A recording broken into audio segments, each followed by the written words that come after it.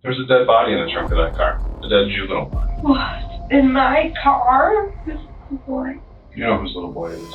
This is Julissa Angelica Genrich Thaler, a narcissistic mother who is soon about to be the center of a crime of sheer brutality. On May 20th, 2022, a routine traffic stop turned dreadful for officers when they discovered Julissa's own son, Eli Hart's headless, blood-soaked body wrapped in a blanket. But what made the plot even more chilling was the fact that she had regained custody of Eli just 10 days before this horrible incident. With each spine-chilling revelation, the story steps closer to exposing the haunting motive that claimed an innocent 6-year-old's life. He's treating me like a criminal. So why can't I go home? On May 20th, 2022, officers pulled over a woman driving recklessly with a broken rear window and one missing tire. What began as a routine traffic stop spiraled into a nightmare. Just your thoughts on one thing. We have not checked the trunk, and I have this terrible feeling about the trunk, and I've had it the whole time. Whoa. Whoa.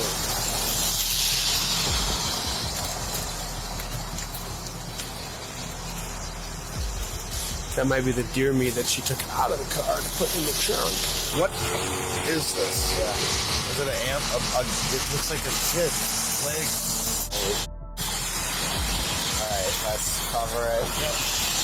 After finding the devastated body of an unknown child, officers raced to locate Julissa, who had left the scene minutes earlier. By the time they arrived at her apartment, it was too late. Officers missed her by minutes, but the building's CCTV showed her leaving with a man. And soon after, officers tracked them down near a complex and detained both of them. Meanwhile, other officers went to the gas station Julissa had mentioned. A witness there directed them to one of the most crucial pieces of evidence in the case. Inside the dumpsters, they found a blood-soaked, torn booster seat. In a trash bag, they discovered a backpack, some books, a bone, and some brain tissue. But what they found inside the backpack changed everything. Inside the backpack, an ID card revealed the victim as 6-year-old Eli Hart, with his mother listed as Julissa Thaler. As the investigation deepened, officers learned that Eli had been living with his single mother, Julissa, who had just won Eli's full custody from her ex-husband, Torrey Hart, just 10 days before the killing. These alarming details set the stage for an intense interrogation, revealing far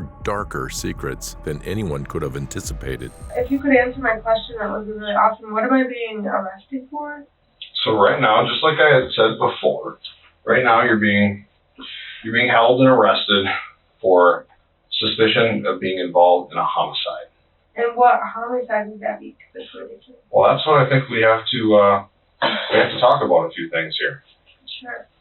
Okay, could you tell me what you think I did and who is this person? And if you could answer those two questions, that would be awesome. Okay. Well, I think we can get around to that. No, I want those questions answered before we go forward. Well, where I kind of want to start is at where we had contact with you this morning when you first met me. Yeah, that was when you guys arrested me. Yeah, what happened with that? You didn't answer my question. What's that? Who are you guys accusing me of this of? I'm 28 years old. Who are you guys accusing me of participating in? So right now, the investigation that we're conducting involves the vehicle that you were stopped in this morning. Okay. Okay. All right. So that silver Impala, after we had contact with you before we let you go back to your apartment at Interlochen there, we opened the trunk to that vehicle. Okay. What do you think was found in the trunk of that vehicle? I'm not sure. What was in there? I think you know. I don't. Well, can you tell me what it was? And maybe I'll know why I'm here? There's a dead body in the trunk of that car. A dead juvenile body. Really? Well, who was it? That's what I can't answer right now. That's why I'm here talking to you right now. The reason why we don't know who it was is because the head was missing. What? In my car? When I talked to you earlier, you had told me that you had that car and you were doing Instacart from 10 p.m. till 6 a.m. And then you went to the Alcoholics Anonymous location off of 3 Points Boulevard. And then about 20 minutes after that, you were stopped by us. All I have to say is I'm done covering for my ex. I have multiple orders of protection against him. He threatened to kill me and people I care about multiple times, and I'm done covering for him. I have a lawyer. You want to speak to a lawyer? Yeah. So, hold on, there's a body in my trunk. Right in that trunk. A young, probably maybe 5 to 8 year old juvenile child. Oh my gosh. Oh. Today I was assaulted by somebody. They broke I have a really long history with my ex. He's in like the meth community. So, Julissa, I just have to stop you, okay? Because a minute ago you stated you wanted to talk to an attorney. Didn't tell you about it. A minute ago you stated you wanted to speak with an attorney. And I can't answer any questions after that. I mean, are you stating that you still want to speak with us? I mean. Yeah, I guess I'm just telling you a few things after the fact. If I tell you this stuff. Having the rights in mind that I had read to you, that you stated that you understood, right? Your Miranda warning rights. Do you need me to reread those to you or anything? No. Okay, you understand each of them? Yeah. Okay, and then you still want to speak with us? Yeah. Okay. What do I have to be able to do? Is there anything I can do to maybe be let out? Like if I can give you like a name of somebody who it could have been, then would you maybe be able to like let me out? Any innocent person confronted with such a gruesome reality would be devastated, but Julissa appears completely unbothered. As soon as Julissa senses she is in a tight spot, her narrative changes. She shifts all the blame onto her ex-husband, framing herself as a victim, a strategic move to gain the detective's sympathy. Instead of showing any concern for the child, Julissa desperately seeks to return home, illustrating her disregard for an innocent life lost. Despite asking for a lawyer, she ends up continuing to share more details. However, this tense cat-and-mouse race has merely begun, a game of manipulation that will leave detectives frustrated to the very end. Here's my question. You were told that there's a young juvenile body found in the trunk of the car that you were driving, right? All right. Scary. How did that body get there? I'm not sure. Because you were driving that car from 10 p.m., right? I was driving the car. So let's break it down. Because I mean, I wasn't there. I don't know what happened. I'm coming from the outside, right? My whole job is to just paint a picture. That's all I do, right? Anytime you have contact with the police, all we do is we listen to one side of a story, and then we listen to another side of a story, and we try to paint that picture so that the two sides kind of come together, right? So that's my only job here today, is to just paint the picture of how this young, innocent child was found in the trunk of your Impala.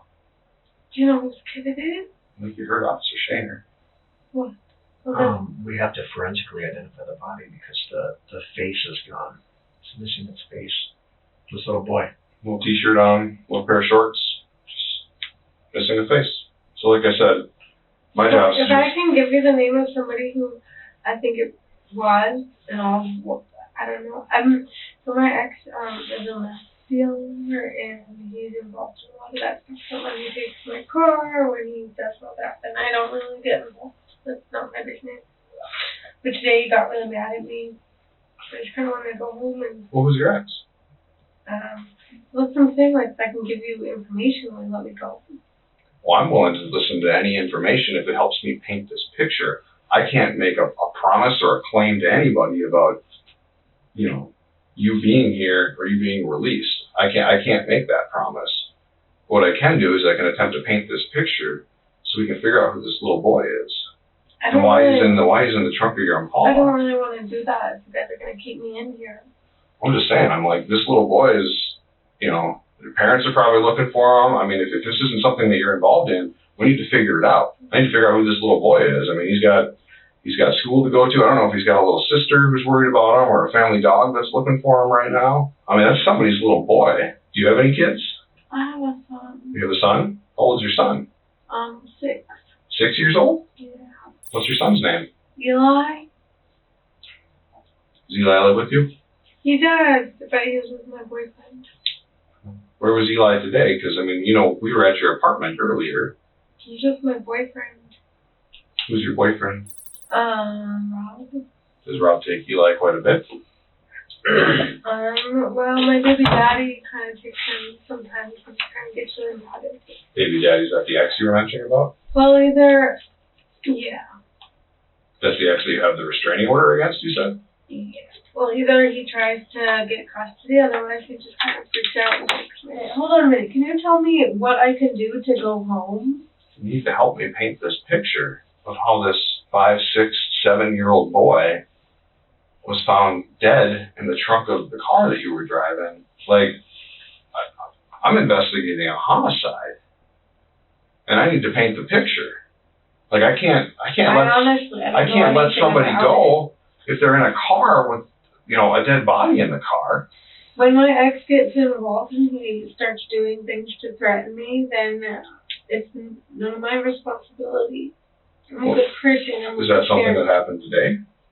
My ex gets really angry.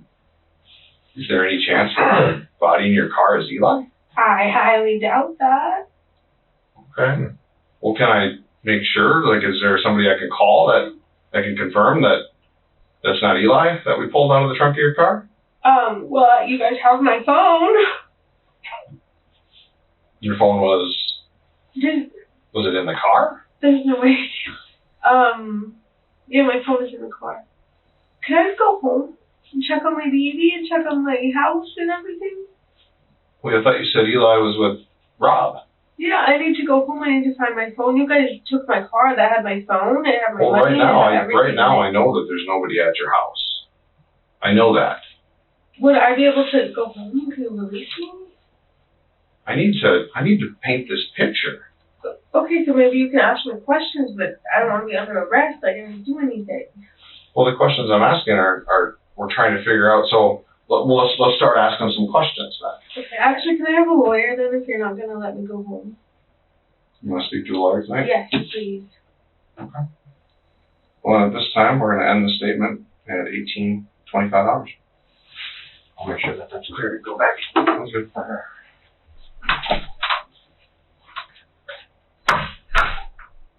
Although detectives are aware of the child's identity, they try to elicit as much information as possible from Julissa, who is desperately trying to conceal her gruesome actions. To divert suspicion from herself, Julissa consistently blames her ex-husband. However, detectives aren't unprepared. The sickening details they have uncovered about her dark past would ultimately contradict each of her claims. Detectives learned that before obtaining Eli's custody, he was put in foster care due to Julissa's mental health issues, past criminal history, and substance abuse, leading Tori to gain Eli's full custody. To add on to this, it was her substance use that contributed to Eli developing Townes-Brock syndrome, resulting in hearing loss. Despite Tori's concern that Julissa posed a risk to Eli, the court ultimately determined that she was capable of regaining Eli's custody, a seemingly utterly illogical decision that tragically cost Eli his life. Julissa continues to deflect the blame onto others, including her boyfriend, Rob. However, in another room, he has a different narrative to share, one that will tighten the circle and leave fewer places for Julissa to hide.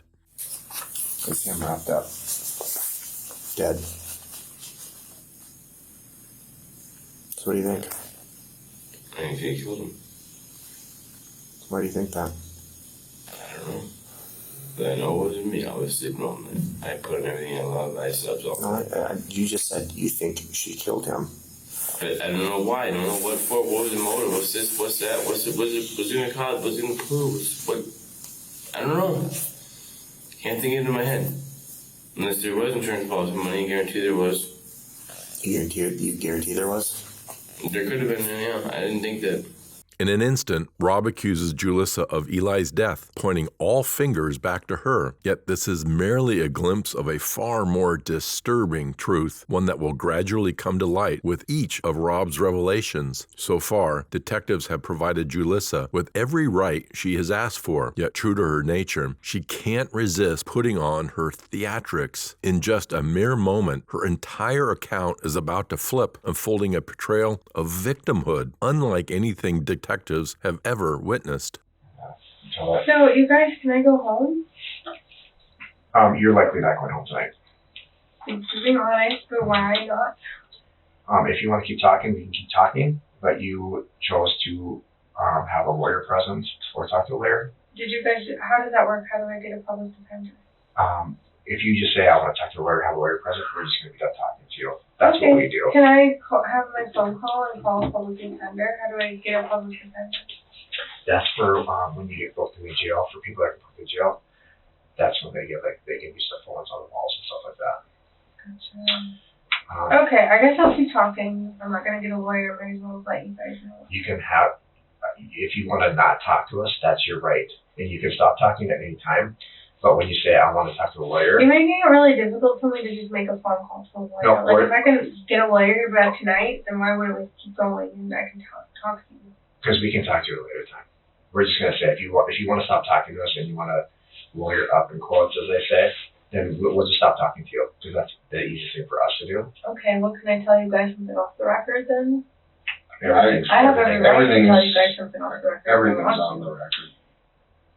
So okay, we well, you can say off the record, I'm kind of angry right now because my ex involved me in some pretty horrible stuff, and I have like multiple restraining orders against him, and you guys can even tell every threat in the restraining order. There was bomb threats, gun threats, shotgun threats, murder threats, and so I can prove that he's like capable of doing that in those restraining orders. He violated the order of protection. Actually, I think I was here like 2 weeks ago because my house was broken into 2 weeks ago.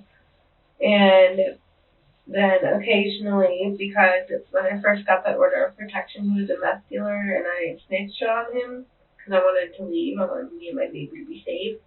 And so I snitched on him, and the police did a complete raid of the house. They arrested a few of his friends, went to the higher-up meth dealers, and started arresting them. And then I got really scared because then they found out I snitched. And it's been really bad for me ever since. I get harassed everywhere I go. If I go to the cities, they harass me there. If I'm ever around the meth community, they know my face, they know my name. And Tori has like a really, really long history of a really like big friend group of like meth smokers, and all of them are really possessive over my child. And I've tried to protect my child from Tori and everything he does, because there's like drugs and he steals stuff, and all these big meth dealers like know who he is. And occasionally here and there they reach out to me in the community and they'll be like, hey, they'll say something super threatening.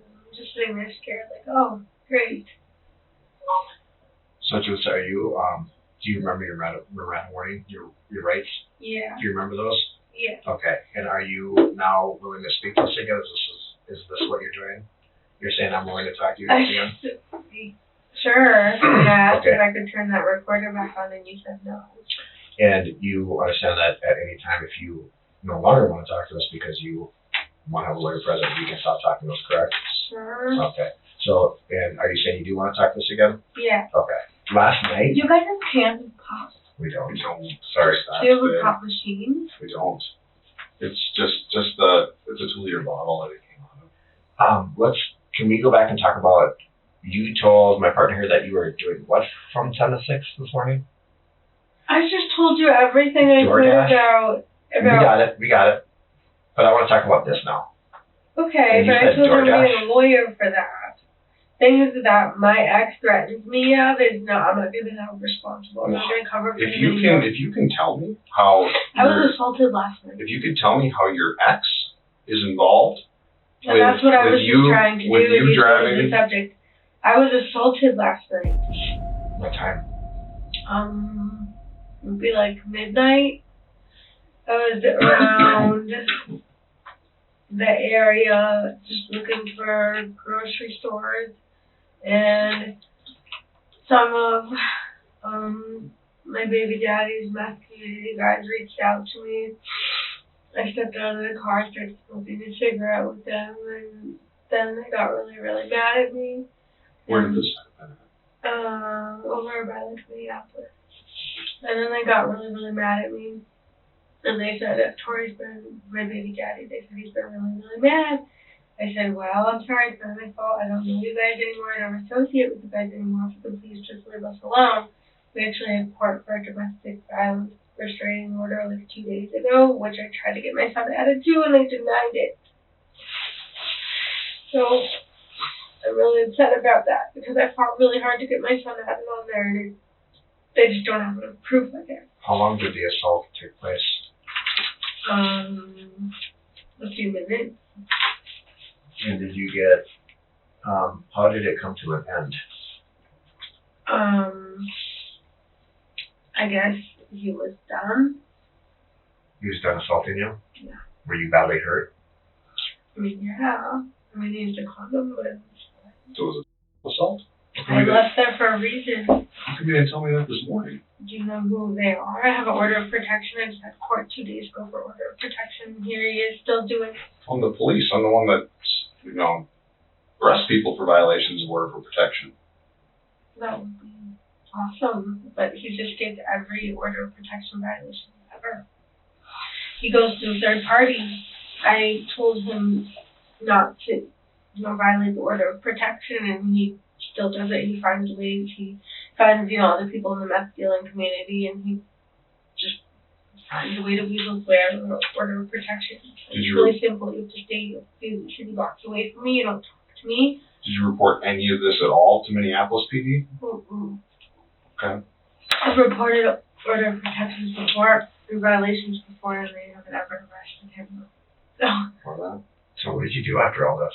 Detectives seem unbothered by Julissa's shocking statement because of the version she shared earlier, an account that will eventually expose the crack in her story, making her claim unlikely to hold up. So you said kids were shooting BBs at your window? When was that? Like an hour ago. So they shot off your tire with a paintball gun. Okay, so paintballs don't break a tire, though. Well, they must have been doing something because it was really, really, really, really... Why is your hand all bloody? Because I was just...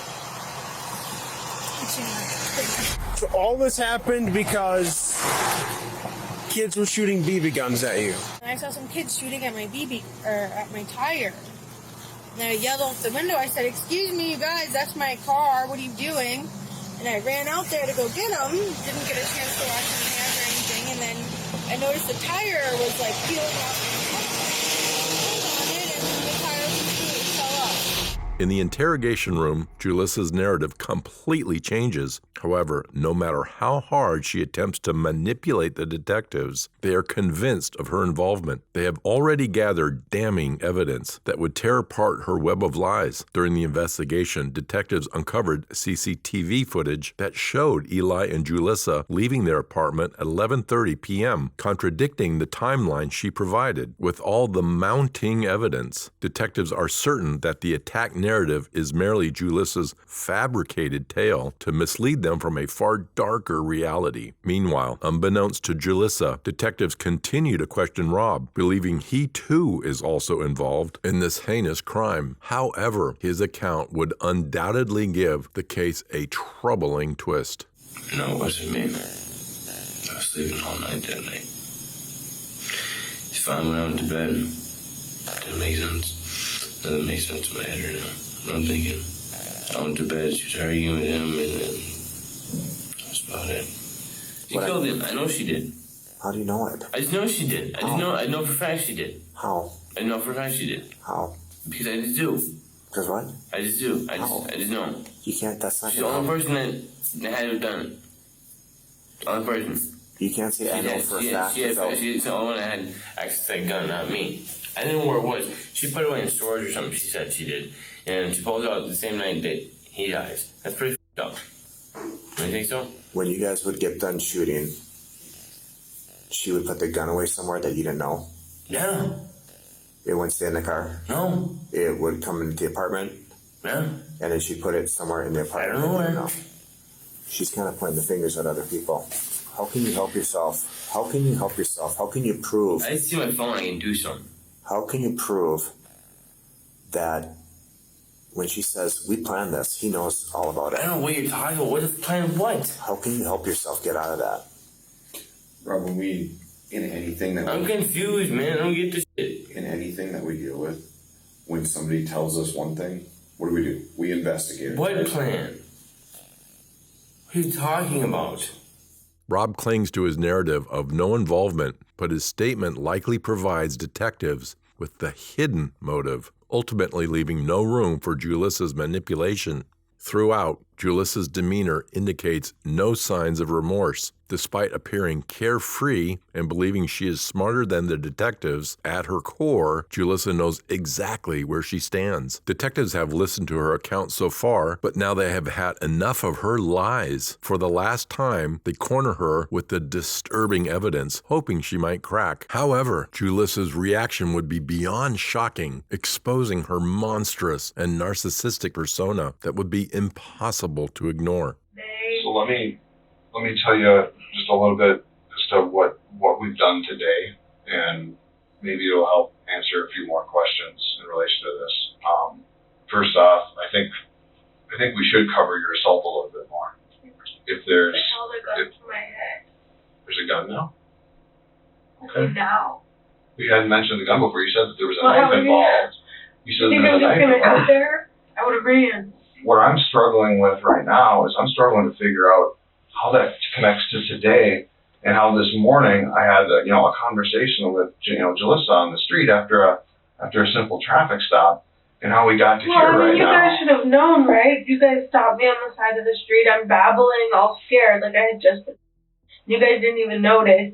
And you asked me why my window's broken and there's a rim missing off my tire. And you guys didn't even bother to ask me if I was okay. Should we did. That's the first thing that Officer Rebush asked you. He asked you if everything was okay right now. He talked to you for 4 or 5 minutes. I think at a your good window. officer would be able to look at somebody in the eye and tell, like, are they really okay or are they just telling you they're okay? Well, the picture I really want to paint is after this happened. The picture I want to paint is to figure out how that little boy, wearing a little pair of shorts and a little shirt, little shoes, is deceased without a head in the trunk of your car. That's really what I just It think was that them. They're gonna need a lawyer. when or how though? I mean, we're at 10 o'clock. You stopped. The assault happened. That's when the occurred and the gun was pulled to your head. And I haven't heard one little thing about a little boy in any of this. So I mean, here's the thing. I think there's a lot of things that have happened today. A lot of information has been unveiled and discovered today. To prove to you that I'm innocent, I need the person's names who was there today, but I can't. All I can tell you is that they're in the meth community. I can give you a description of them. I can tell you that they had weapons, and I can tell you Innocent of what, though? Innocent of what? Innocent? What do you mean innocent of what? You guys are having me under arrest right now for something that I'm innocent of. What is that? This is some notes that I have. The picture on the back. The picture on the back? That's a picture of you this morning when I had contact with you. Yeah, it's just been right to you. You guys didn't even notice. So we spent all day gathering evidence, both video, surveillance from every business in the area. Maybe that fingerprints are on the car. We spent the whole day with forensics. We've analyzed things. There's things that we know, like you're at the Shell gas station. We know that. We know what you did there. We know that because we have video. We know that because evidence was collected. We know things, all right? We have a really good idea of who that little boy is in the trunk, and you do too. We know things. And we wanted to come in here and at least give you the opportunity to be honest, to help yourself, and you couldn't do it. I just tried to be honest with you guys. I told you exactly who it was and why I got covered for them. We wanted to give you this opportunity. None of us wanted to, but we did. We wanted to give you this opportunity. We know. What? We know. We know exactly. You know what? You know. We know. Then arrest them. I'm done dealing with them. We did make an arrest today. Guess who it is? Me. You. Which is the wrong arrest. So this is your time. It's this person with blood and tissue matter, and more blood and more tissue matter, and mud and water. What do you mean blood and tissue matter? Julissa, this is your time to talk. What does that mean, blood and splatter? I think you have an idea what it means. This is your opportunity to be honest with us. I was just honest with you, and you're not listening to anything I'm saying. I just gave you the information of these people who are harassing me. So a generic person in the meth community, that's what I'm supposed to go on? I'm supposed to help this little dead child, this dead child in a trunk? Your son. The reason Gregory's calling right now? What am I supposed to tell Gregory?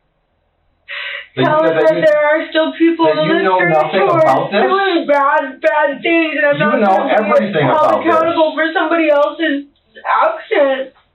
Julissa, you were pulled over by the police driving your vehicle. Exactly, I had just been raced and you guys didn't even notice. My windshield was broken. That has body parts, skull, brains of your son in the back seat. The back window shot out, and your son is dead in the trunk. How do you know? You tell me what that looks like. In another dumpster, there's pieces of it. A backpack with his name on it. So cut the crap. With surveillance video. Multiple witnesses that see you. What witnesses? Pages of witnesses that called today. Pages. Once this broke the news, pages. You stand out. I stand The out? battery on my phone is almost dead from as many phone calls as I've talked to and made to today. Okay, well... Your story about you going to Minneapolis, we know that's not true because we have you on video. I have multiple. We have you on video. Okay, I don't appreciate you guys. 11:23 p.m. I really need a lawyer because I'm not the person who did this. Okay. Do you believe me? Can you arrest the people who did this? I need a lawyer right now. We already did. I need a lawyer. I'll go see if that room is clear and we'll take it right there, so. Yep. Whoa. Okay, sit back down. 1 second here. Sit back down. I'm not done talking. Well, which is it? Do you want a lawyer or do you want to talk? I want to talk. But sit down. You yelled at me after you just heard that I had been Are we just going to bully each other or are we actually going to tell the truth? I've just been and you're sitting here screaming at me. Because we know things. Sit down. We know things. And when you tell stories that we know and can prove are not true, we get kind of like, what's the point of this? Yeah. What are we doing? Okay. So. I know Julissa wasn't in Minneapolis at 10 p.m. or midnight. We can just, I don't know what I was. So we can keep doing this, or we can start talking some truths. I think it was like, I left my house at about 10. Yeah, I was in Minneapolis at about 10. So are you guys going to get me a kid or what? There's just almost another. Yeah. Yeah, what you just said now was not true, so. Did you just say it's not true that I have been... Your timeline isn't accurate or true. So it can be done. You don't want to provide truth. What do you do when people you're talking to don't believe you?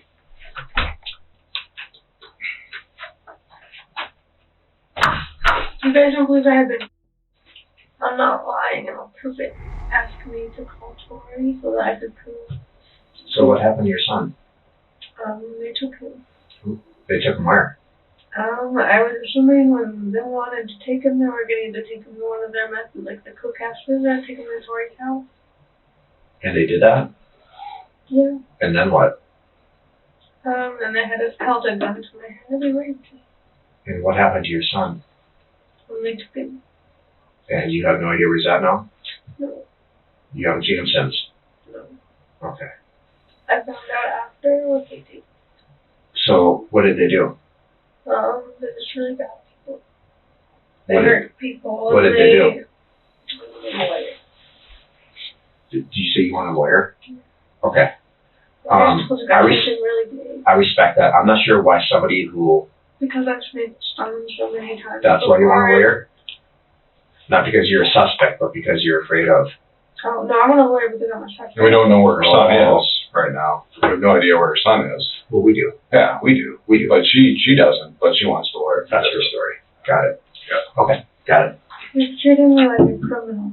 Despite understanding the gravity of the situation, Julissa does not flinch for a moment, showing no concern or revealing any detail about her son. Instead, whenever detectives confront her about the horrific accident, she consistently brings up her own narrative of the attack and being a victim herself to redirect the focus back onto her. This behavior ultimately exposes this mother's cold-hearted and ruthless side when she should be filled with deep empathy for her child. As Julissa realizes that she is heading down an inescapable path, she fakes appearing devastated. However, the autopsy reports ultimately shatter this facade as well. The findings reveal that Eli, the innocent child, was shot 9 times in his head and torso while sitting in the back seat of his mother's car. These unsettling details describe the pain he endured at the hands of his own mother. Julissa was arrested and charged with second-degree premeditated murder. However, after all the evidence linked her to the horrific crime, when detectives brought her in again for another round of questioning, her revelations further deepened the hole she had dug for herself.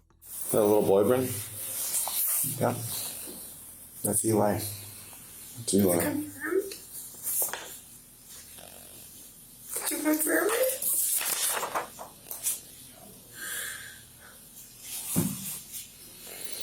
It's Eli in the trunk of your car. He's such a good person. You confirmed it? Are you sure? Are you sure? I don't want him to be involved at all in whatever they're doing, but you confirmed it's 100% my baby boy? I'm not getting an answer from you, yes or no. This is kind of important. Yeah, that's Eli.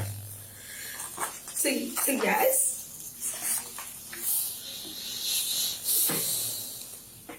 What is that? You tell me. I don't know, you tell me. That's Eli's booster seat from your car. Did you find the people who did this? Was there DNA on me? He used to call them, but I know that there's other ways of finding out. We're here talking about your dead son. And I'm here telling you who did it. But I didn't know he was dead. You're telling me my baby boy is dead? This dumpster is where we recovered a lot of his head, brain, tissue. This is the same dumpster that we have witnesses. That's this car with no tire and a broken up window, describing you dumping all this stuff in. Do you have any witnesses? Investigate Eli's death for him. We're here to get answers for him. He Because we think was an important person in the world. because we think he deserves it. He deserves everything. He's not actually. He's like, how do you know? You know he is. How do you know? You know he is. You're making assumptions. How do you know that I know? I really need a lawyer, but I want you to know that this baby boy is the most important person in the world to me. I would never hurt him. I would never do anything to him. I protect him. You have to believe me. This is my baby boy. So we have scenes all around town where you were seen dumping parts of Eli in garbage What do cans. you mean? In garbage cans, I would never do that. dumpsters. Witnesses saw you take this and throw it into a dumpster. I would never do that. While further investigating the case, detectives learned a few more shocking truths that corroborate Rob's account. They learned that Julissa had purchased a shotgun and ammunition 3 days before the murder. Additionally, after obtaining a search warrant for her phone, Julissa's search history ultimately provided the final missing piece of the puzzle. The charge indicted on Julissa was later upgraded to first-degree murder. In February 2023, Julissa was found guilty of both first-degree premeditated murder and second-degree intentional murder. Despite understanding the gravity of the situation, her demeanor had not changed at all, and this is the statement she made prior to her sentencing. Yes, I would like to say something. Go ahead. I'm innocent. Fuck you all. You're garbage. On February 16, 2023, Julissa was sentenced to life in prison without the possibility of parole. Following the sentencing, Eli's family members expressed relief, including his foster mother, Nikita Kronberg, and his father, Tori, who thanked the jury, but reiterated that Eli's death was avoidable if Child Protection Services had intervened promptly. Julissa is currently serving her life sentence in the Minnesota prison system.